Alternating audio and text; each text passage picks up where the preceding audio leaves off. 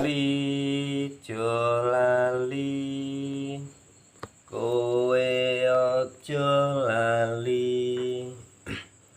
Bocah-bocah kabeh rungokno aku iki. Lali tenan marang pangeran. Delok keramaian dina iki kemerdekaan.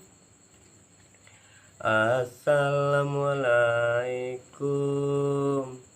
Waalaikumsalam.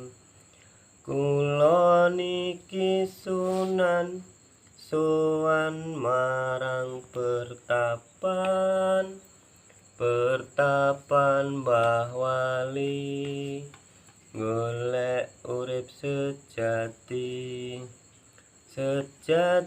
ning urip kula teng alam donya. Ibu lan popo uga maringi donga, yen salah saidik bakal kacemplung neraka.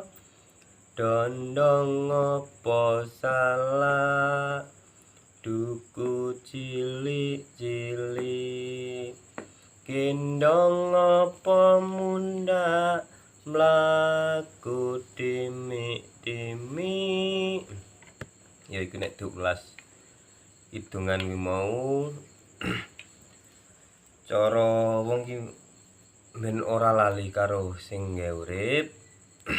Lah awake dhewe nuntut kaweruh. Nuntut kaweruh dalam arti opo? Nuntut kaweruh ki yo wakeh. Istilah yo bab tata cara ngilmu iki sing di menjuruse nang ilmu. Lah ilmu urip ning alam donya. Kuwi nek iso yo 5 yo lakonono. Engko gawe sangune ragane. Lah ibu lan bapa wis ngoweki donga. Bicara wong awake dhewe wis duwe donga pangestu karo ibu bapa. Mula dicipuk sing apik.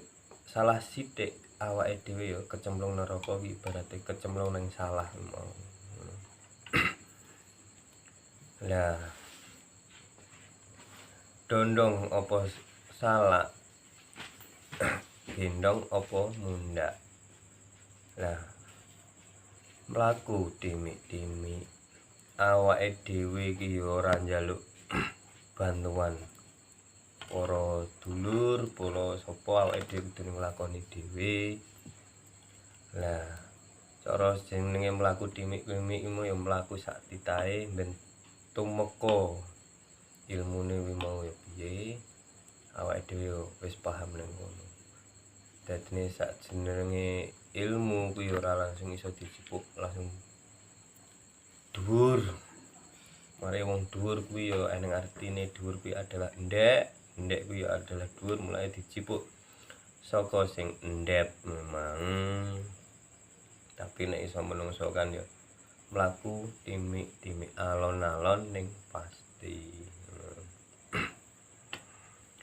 Lah assalamualaikum memang menungso ya diwajibno salam. Salam kanggo sapa?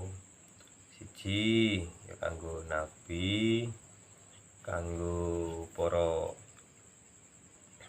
wali lan syekh, para kiai lan para guru-gurune awake dhewe mau, karo ibu bapane bareng mau. Ngono dadine menungso ben nek roh tata carane saka ngisor diurut awake dhewe ya insyaallah ae lah slamet sak kabehane.